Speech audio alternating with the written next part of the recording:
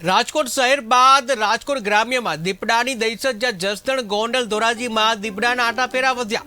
ધોરાજીમાં છેલ્લા 3 દિવસથી દીપડાની દહેશતને લઈ પશુપાલક અને ખેડૂતોમાં ભયનો માહોલ, જ્યાં ધોરાજીના ફોરેસ્ટ વિભાગની ટીમ સતર્ક જોવા મળી રહી છે। જામકંડોરણા રોડ ઉપર નદી કાંઠે પાંજરું મૂકવામાં આવ્યું છે। દીપડો દેખાયા બાદ ફોરેસ્ટ ઓફિસર અને તેમની ટીમ સતર્ક બની છે। ધોરાજી ફોરેસ્ટ વિભાગની ટીમ 24 કલાક કાર્યરત છે।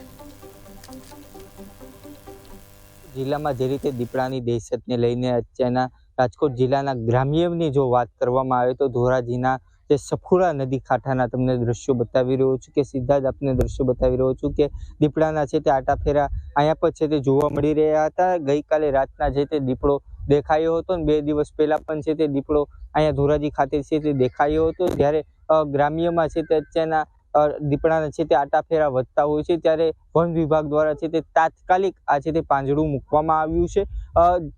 રાજકોટ જિલ્લાના જો ગ્રામ્યની જો વાત કરવામાં આવે તો ગ્રામ્યમાં જસદણ, ગોંડલ, જામકંડોળામાં છે તે આટાફેરા છે તે ખૂબ વધ્યા છે દીપડાના। અત્યારના એક તરફ છે તે પશુપાલકમાં છે તે ફફડાટ છે તે મચી ગયો છે।